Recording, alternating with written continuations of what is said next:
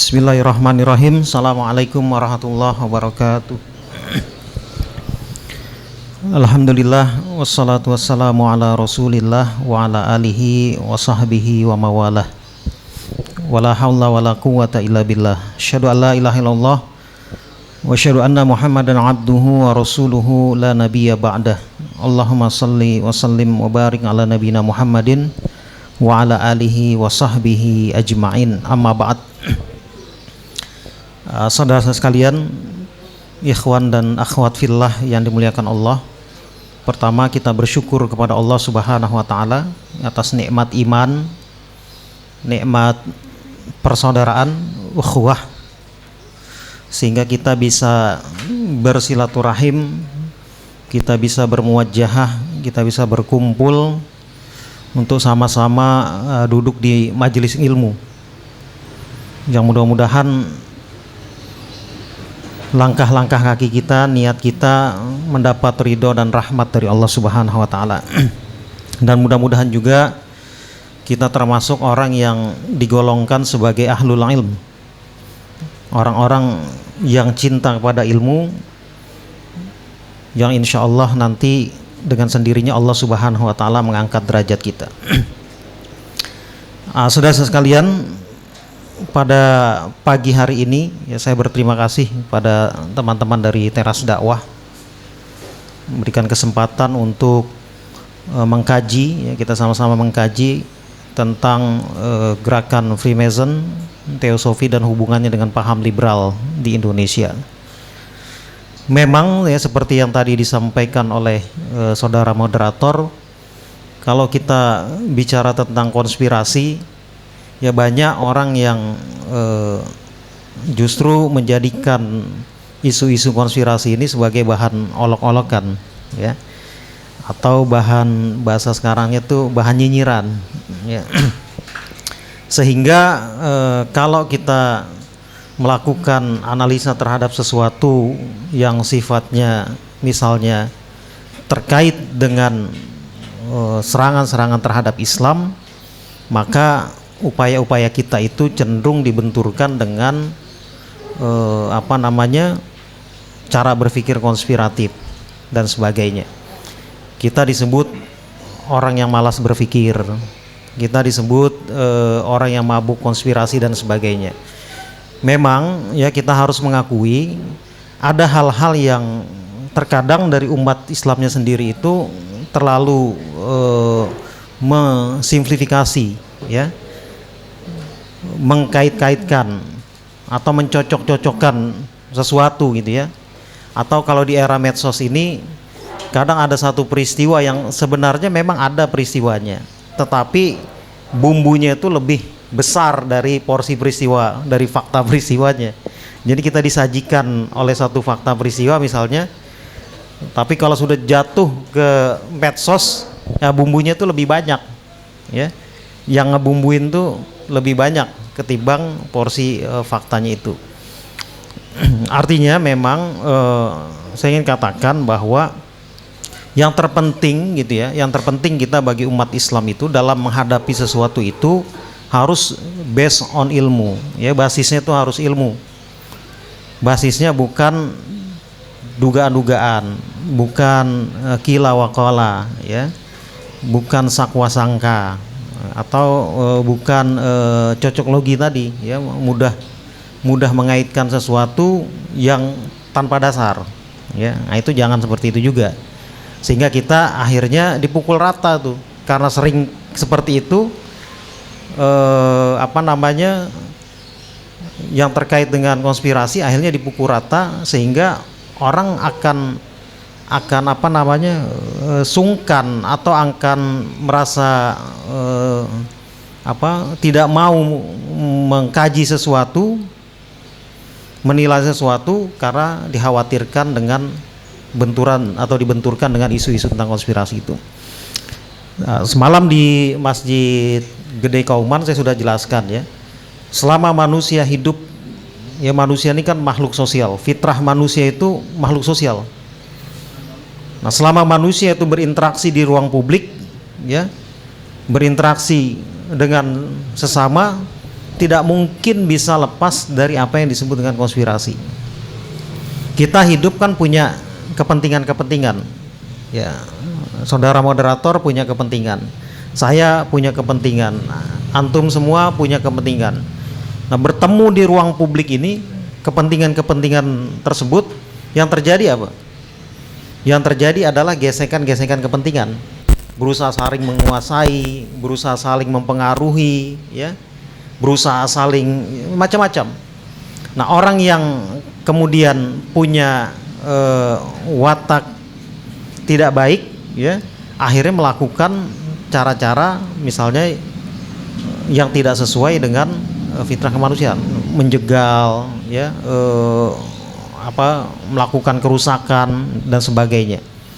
Apalagi dalam Al-Quran juga Allah Subhanahu wa Ta'ala kan mengatakan fa'alhamaha fujuraha wa taqwaha. Ada orang-orang yang memang fujur, orang-orang yang sukanya tuh berbuat kerusakan, berbuat dosa, berbuat curang, ya, berbuat aniaya.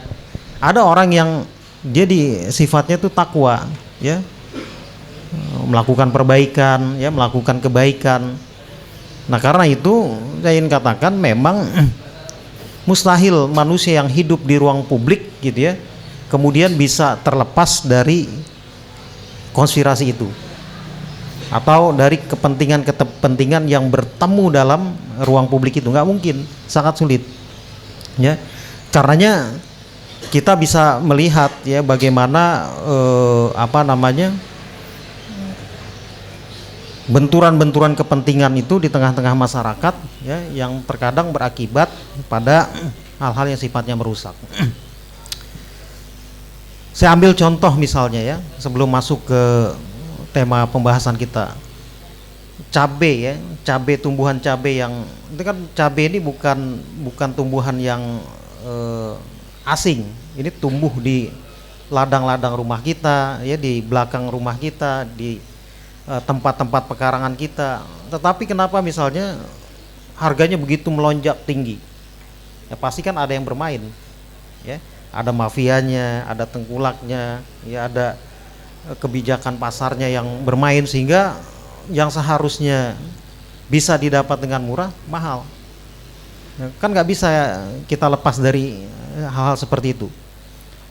Karena itu orang-orang liberal, ya, selalu membenturkan upaya-upaya umat Islam dalam menganalisa sesuatu ini dengan sebutan orang yang malas berpikir, ya, orang yang terlalu mabuk konspirasi. Ya, saya khawatir justru propaganda-propaganda yang mereka sampaikan ini justru untuk menutup apa yang mereka lakukan, ya. Umat Islam dibuat stigma kan, untuk memukul orang tuh mudah saja, dicap, ya, di labeling, Anda radikal, Anda intoleran, Anda fundamentalis, Anda ekstremis, dibuat dicap, jidat kita ini dicap, ya, sehingga takut kita untuk menunjukkan identitas kita, ya, takut dibilang intoleransi, takut dibilang radikal, takut dibilang fundamentalis, sebagainya. Nah, kalau kita dalam terkait dengan isu konspirasi ini, kita takut disebut sebagai orang yang malas berpikir, takut disebut orang yang mabuk konspirasi. Walaupun saya katakan lagi bahwa memang ada hal-hal yang terkadang dari kitanya juga terlalu menyederhanakan, ya, mengkait-kaitkan, ya, atau mencocok-cocokkan sesuatu sehingga yang seperti ini kemudian dipukul rata, ya, dipukul rata, dijadikan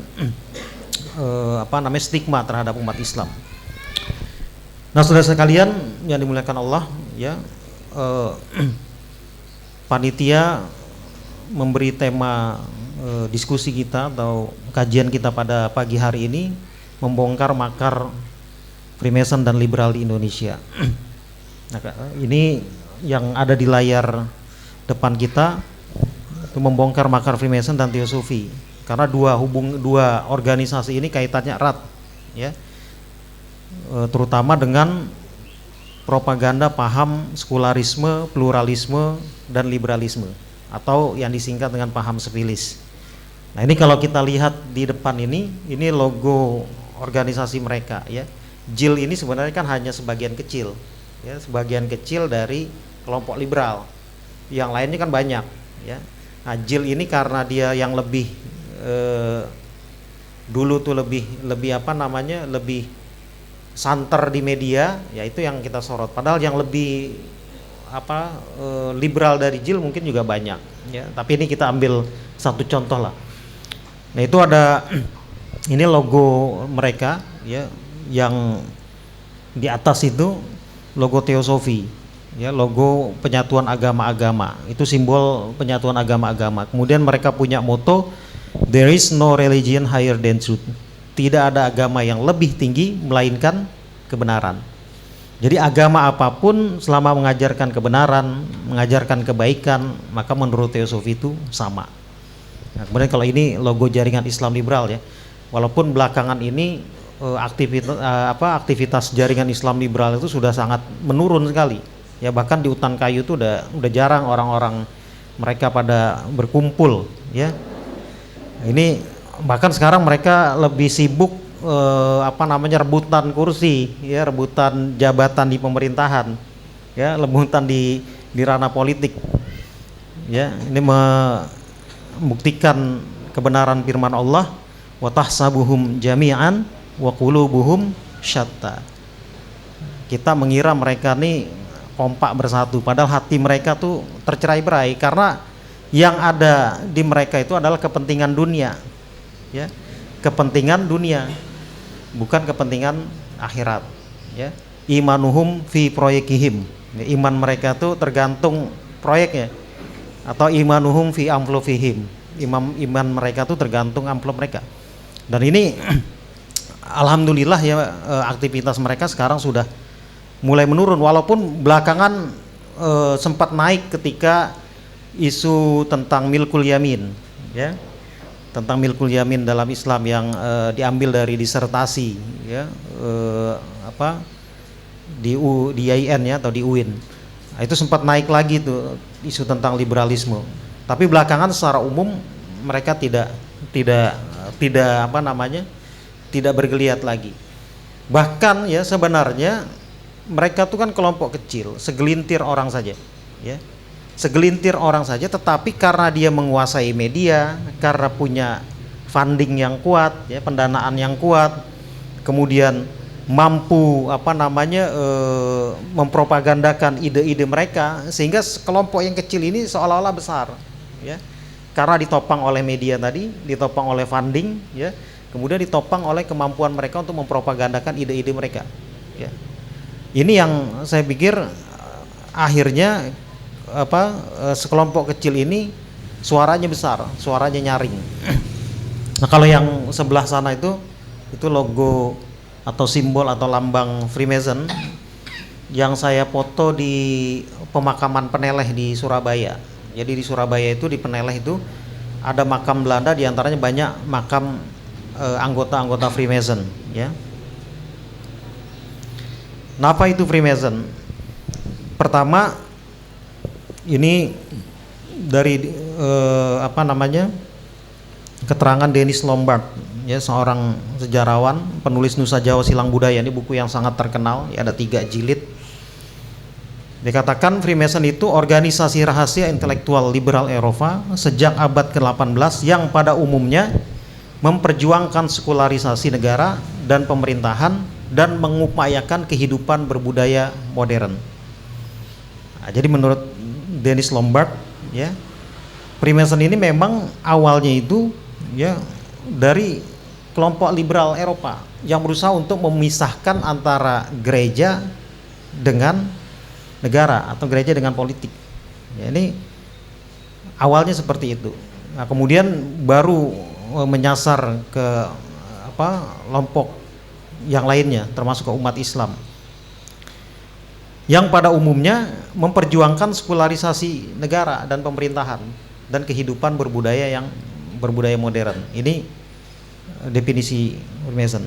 Kemudian ada lagi dalam buku The Lost Key of Freemasonry, dikatakan Freemason itu komplotan dalam komplotan yang melindungi dan merahasiakan hubungan orang-orang pilihan di dalamnya Sekelompok nampak terlihat, sekelompok lain bergerak tidak terlihat. Jadi ada yang bertanya, Freemason itu kelompok rahasia, tetapi kok ada ditemukan dokumen-dokumennya, ada ditemukan siapa saja anggotanya, bagaimana program-program mereka. Ya ini sebenarnya sebagaimana disampaikan dalam buku The Lost Case of Freemason ini, memang sebagian tampak terlihat, sebagian tidak terlihat. Nah, bisa jadi yang tidak terlihat ini justru yang berperan besar ya dalam pergerakan mereka.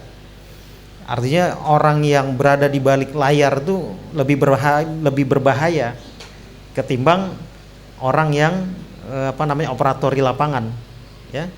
Dalangnya itu kan lebih berbahaya ketimbang bonekanya kan gitu. Nah, ini yang terkait dengan Freemason. Nah, dalam bahasa Belanda disebut Freemasonry, dalam bahasa Arab disebut Al-Masuniyah, dan di Jawa pada masa lalu kelompok ini disebut dengan golongan kemasonan atau gerakan kemasonan. Jadi kalau ada antum baca buku sejarah ya, tapi ini jarang. Kalau ada sebutan gerakan kemasonan atau golongan kemasonan, itu yang dimaksud adalah Freemason. Orang Jawa dulu nyebutnya golongan kemasonan. Ya ada buku yang ditulis beberapa priai Jawa itu menyebut kata ini ya. Nah, tujuan Freemason ya, tujuan Freemason ini menjadikan manusia sebagai supreme being. Artinya manusia yang memiliki superioritas ya, yang berada seolah-olah memposisikan dirinya itu berada dalam posisi Tuhan ya. Bebas berkehendak apa saja atas dasar kemanusiaan, mengabdi pada kemanusiaan, membangun etika kemanusiaan. Ini Freemason ya, tujuannya. Jadi mereka memang berusaha untuk menempatkan manusia seolah-olah berada dalam posisi Tuhan, bahkan berada di atas Tuhan ya. Misalnya ketika dulu umat Islam menginginkan disahkannya rancangan undang-undang anti pornografi dan pornoaksi. Ya dulu umat Islam di Jakarta tuh turun aksi sejuta umat menginginkan agar rancangan undang-undang anti pornografi dan pornoaksi itu disahkan. Nah, kelompok liberal ini protes. Di antaranya ada seorang artis dan dia feminis. Dia mengatakan, my body is my right. Tubuhku itu adalah hakku. Tidak boleh ada yang mengatur. Ya. Mau aku buka setengah, ya seperapat, atau buka ngablak sekalian, this is my right. Ini hakku. Nggak boleh ada yang ngatur. Pemerintah tidak boleh mengatur urusan tubuhmu. Bahkan Tuhan sekalipun nggak boleh mengatur urusan tubuhmu. Ya, ini paham humanisme. Nah, belakangan ini kan ketika ada demo besar, ya beberapa waktu lalu daerah mana itu di Jogja nih, apa? Gejayan ya. Di daerah Gejayan kan banyak tuh poster-poster ya. Pemerintah tidak boleh turut campur dalam urusan sayang-sayangan. Ya. Pemerintah tidak boleh turut campur dalam urusan ranjang. Ya kan ada poster-posternya itu. Ya, ini paham mereka. Ya. Presiden SBY tahun 2004 ya, Pak SBY ketika menjadi presiden tahun 2004 pernah berpidato. Dia mengkritik goyang dangdut Pantura. Ya disebut oleh beliau tidak sesuai dengan kepribadian bangsa atau budaya bangsa kita. Orang liberal marah. Ya, artis-artis liberal marah. Dikatakan pemerintah tidak berhak mengatur urusan goyang. Ya, tidak boleh mengatur urusan bokong dan lain sebagainya. Nggak boleh. This is my right. Nah, ini paham humanisme. Mereka merasa bebas ngapain saja, merasa superior, ya, supreme being, merasa lebih di atas segala-galanya. Nah, paham ini mungkin kalau dalam bahasa Qur'annya itu disebut sebagai toghut. Ya, toghut itu kan segala sesuatu yang melampaui batas wewenang Tuhan, melampaui batas wewenang Allah itu toghut. Dukun, dia merasa mengetahui hal-hal gaib, dia toghut. Ya, Orang merasa berhak membuat undang-undang sendiri itu tagut, ya.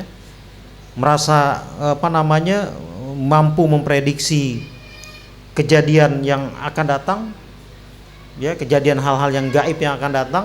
Ini tagut. Nah, paham humanisme ini bisa dikategorikan dalam bahasa Quran tuh bisa disebut dengan tagut. Kemudian tujuan mereka itu memang pengabdian pada kemanusiaan atau membangun etika kemanusiaan. Ini tujuan mereka. Jadi nanti mereka akan bangun satu agama tersendiri yang namanya agama kemanusiaan. Di barat itu sudah lama dikampanyekan, ya, propaganda morality without religion, moralitas tanpa agama. Jadi manusia bisa hidup bermoral tanpa agama. Manusia bisa hidup teratur tanpa agama. Bisa hidup bersaudara dengan toleransi, perdamaian, kasih sayang tanpa agama. Makanya orang kalau masuk ke dalam Freemason, dia harus menanggalkan, melepaskan identitas agamanya, nggak boleh masuk ke dalam organisasi Freemason atas dasar kemanusiaan, ya, sehingga dia dilepaskan, nggak boleh membawa-bawa agama. Makanya mereka, ya, ngotot banget ingin mencabut kolom identitas agama di KTP kita, ya. Jadi KTP kita nih nanti mereka inginkan, ya, mereka ini bukan sekedar wacana, mereka sudah ke Komnas HAM, ya, sudah melakukan lobby-lobby politik gitu, ya, agar tidak ada kolom agama dalam identitas KTP kita.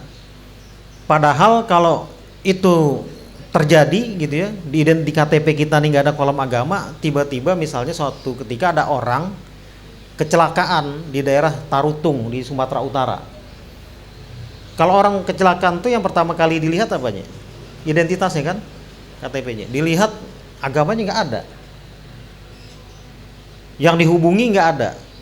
Akhirnya jenazahnya diurus dengan cara agama setempat, ya, didandanin, ya, dipakein jas dan sebagainya lah, kemudian masukin ke dalam peti. Padahal ternyata dia Muslim. Nah, karena nggak ada identitas agamanya itu, akhirnya seperti itu.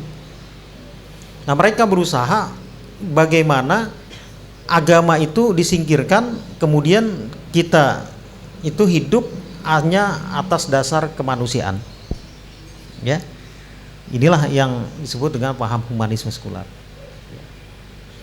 Mereka menginginkan itu. Padahal, ya, saya katakan kalau ukurannya etika kemanusiaan itu, maka masing-masing orang tuh pasti berbeda-beda. Masing-masing suku, masing-masing golongan itu pasti standar etikanya kan beda-beda. Kalau di Jawa Timur Anda ngomong juangkrik, nah itu kasar tuh, ya kan? Kalau di Jawa Barat bukan jangkrik, dasar keong, nah itu kasar. Di Jawa Tengah misalnya kita ngomong matamu, dengkulmu gitu, ya, dengkulmu melocot tuh kasar. Di tempat lain belum tentu, ya. Kalau ukurannya etika kemanusiaan tuh standarnya berbeda-beda, ya.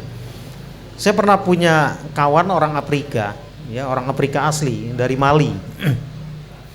Jadi saya makan di rumah dia, ya, makan di satu meja, makan makanan khas mereka, makanan khas Afrika. Nah, ketika saya makan itu, ya, itu kakinya dia ini persis di depan piring saya tuh. Jadi di kakinya yang hitam gede itu, gitu, di depan piring saya. Menurut standar dia ini biasa saja, sopan. Tapi menurut kita kan nggak sopan. Nanti kalau ukurannya etika kemanusiaan beda-beda. Di Saudi Arabia tuh atau di negara-negara Arab pada umumnya, orang kalau dicium kepalanya itu sampai diputar-putar tuh dia senang, ya. Diambil kepalanya, dicium, di ini kan, ya, dipegang-pegang, digoyang-goyang. Ya, kalau kita kan megang kepala kadang marah orang. Kalau di Saudi dipegang belakangnya yang marah dia, ya.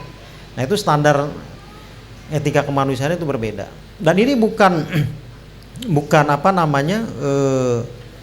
bukan propaganda yang ada di barat saja, ya. Dalam salah satu tulisannya nanti ada disebutkan di sini, Ulil Absar Abdallah juga pernah mengatakan, manusia bisa hidup bermoral tanpa agama. Ya, nanti ada pernyataan beliau. Padahal kalau kita merujuk kepada Al-Qur'an, Allah kan jelas mengatakan, wa kanal insanu zaluman jahula. Manusia tuh cenderung zalim, cenderung bodoh kalau nggak diatur sama aturan-aturan Allah. Yang kita pegang itu adalah aturan-aturan Allah yang berlaku secara universal, ya, berlaku kepada seluruh bangsa, seluruh golongan, seluruh suku. Kalau yang dipakai etika kemanusiaan, ya, dan sebagainya, itu standarnya pasti berbeda-beda. Nah, tujuan mereka memang semua doktrin, semua ideologi buatan manusia, ya, sosialisme, kapitalisme, komunisme, apalagi itu, sekularisme, pluralisme dan sebagainya, itu puncak tertingginya adalah humanisme, mengabdi pada kemanusiaan. Ya, doktrin ideologi buatan manusia itu doktrin tertingginya adalah paham humanisme itu. Ya, menempatkan manusia seolah-olah berada dalam posisi Tuhan. Nah, karenanya mereka, ya, berbeda dengan kita. Kalau kita kan jelas tujuan hidup kita itu mengabdi kepada Allah. Dalam surah Az-Zariyat ayat 56, wa ma khalaqtul jinna wal insa illa liya'budun, tidak aku ciptakan jin dan manusia melainkan untuk beribadah kepadaku. Jadi tujuan pengabdian kita dalam hidup ini ibadah kepada Allah, mencari ridha Allah. Kalau mereka enggak, pengabdian kepada kemanusiaan. Makanya mereka tidak percaya yang namanya hari akhir. Ya, ada salah seorang petinggi partai, dia katakan akhirat itu kan ramalan yang belum terbukti. Ramalan masa depan yang belum terbukti. Ya ada. Kalau saya ngomong nyebut namanya nih direkam, nanti dipersoalkan. Terus ada lagi misalnya dalam salah satu tulisannya Ulil Absar Abdallah, ya, tahun saya lupa tahunnya, 2000-an lah, 2000 berapa gitu ya, awal-awal 2000 itu dia mengatakan tidak ada hukum Tuhan, yang adalah kodrat alam, ya, tidak ada hukum Tuhan, yang ada kodrat alam. Kodrat alam tuh gini, kita berbuat baik di dunia dibalas baik, cukup hanya itu saja. Kita berbuat jahat di dunia dibalas dengan kejahatan di dunia, cukup hanya itu saja. Tapi kalau Islam enggak, kita berbuat baik di dunia, selain dapat kebaikan di dunia, dapat juga pahala dari Allah Subhanahu wa taala. Kita berbuat jahat, selain dapat nanti balasan di dunia kejahatan kita, dari kejahatan kita itu, kita juga dapat siksaan, dapat balasan di akhirat. Nah, ini berbeda dengan mereka. Ya, termasuk dalam organisasi-organisasi kebatinan yang ada, ya, organisasi kejawen dan lain sebagainya, mereka hanya percaya pada kodrat alam. Saya kasih contoh misalnya organisasi taman siswa atau perguruan taman siswa, itu nggak ada asas ketuhanan, yang ada adalah kodrat alam. Ya, nanti silakan tuh dicek tuh di dokumen taman siswa, ya. Mereka termasuk Kartini, ya, nanti ada dalam surat-suratnya itu dia tidak percaya, dia hanya percaya pada yang namanya yang disebut dengan kodrat alam. Nah, inilah sesungguhnya yang menjadi dasar, yang menjadi pokok ideologi mereka. Orang liberal ketika di Tangerang ada perda anti maksiat, namanya bukan perda syariat tapi perda anti maksiat, karena mereka nggak suka, akhirnya kan untuk memudahkan membuat stigma buruk disebut perda syariat, ya, padahal ini perda anti maksiat. Yang bikin perdanya juga bukan dari partai-partai Islam, partai-partai yang lain pun setuju, tokoh masyarakatnya setuju, anggota-anggota dewannya setuju, lahirlah perda anti maksiat. Tetapi yang tidak setuju kelompok liberal di Hutan Kayu.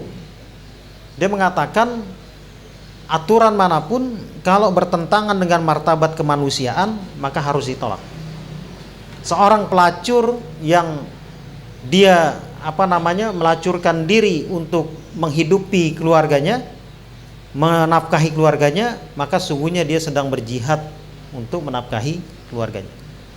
Kalau ada yang melarang itu, maka bertentangan dengan martabat kemanusiaan. Hukum potong tangan itu bertentangan dengan martabat kemanusiaan. Hukum rajam bertentangan dengan martabat kemanusiaan. Hukum cambuk bertentangan dengan martabat kemanusiaan. Padahal kalau kita berbicara konteks hukum Islam itu justru melindungi manusia, melindungi kemanusiaan. Ya, maqasidus syariah, ya, maqasidus syariah yang 5 ini itu melindungi harkat martabat kemanusiaan. Ya, hifzuddin, ya, menjaga agama. Kemudian hifzun nafs, menjaga jiwa. Kemudian hifzul mal, menjaga harta. Hifzul akal, menjaga akal. Kemudian hifzun nasal, ya, menjaga regenerasi. Ini kelima dari maqasidus syariah ini justru menjaga, melindungi harkat dan martabat kemanusiaan. Ya, hifzun nafs, hifzuddin misalnya. Kalau orang Islam itu memegang kekuasaan, maka siapapun yang agama manapun wajib dilindungi. Tidak boleh kita merusak keyakinan agama lain, nggak boleh. Islam itu jelas, ya, soal melindungi keberadaan agama-agama di luar Islam itu jelas. Nggak boleh semata-mata kebencian kita terhadap satu kelompok, terhadap satu golongan, kemudian kita berlaku tidak adil. Ya, dalam surah Al-Maidah ayat 8. Wala yajrimannakum syana'anu qaumin ala alla ta'dilu. Ya, adilu huwa aqrabu littaqwa. Jangan semata-mata kebencian kita terhadap satu kelompok, kemudian kita berlaku tidak adil, nggak boleh. Kita jadi ketua RT, warga kita ada yang muslim, ada yang kafir. Ya, yang muslim dikasih sembako, yang kafir nggak boleh. Ya, yang muslim diurusin kepentingan yang mudah, yang non muslim dipersulit, itu nggak boleh. Nah, itu jelas aturan-aturan dalam Islam soal toleransi. Jangan kita menghina Tuhan-Tuhan mereka yang berakibat mereka menghina Tuhan kita. Jangan kita memaksa mereka untuk masuk ke dalam agama kita. La ikraha fiddin misalnya, itu jelas semua. Jadi kalau orang Islam berkuasa, pasti dia akan melindungi keberadaan agama-agama lain. Kemudian hifzun nafs, menjaga jiwa, nggak boleh mudah menumpahkan darah. Kemudian hifzul akal, menjaga akal, nggak boleh ada sekecil apapun potensi-potensi yang merusak akal. Narkoba, judi, miras, ya, prostitusi dan lain sebagainya nggak boleh. Kemudian hifzul mal, menjaga harta. Harta yang dimiliki itu harus dirasakan untuk kepentingan bersama. Ya, bukan untuk kepentingan elit, kepentingan kelompok, kepentingan golongan.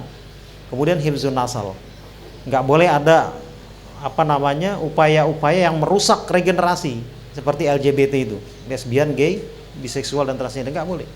Nah, ini maqasidus syariah ini justru untuk melindungi martabat kemanusiaan.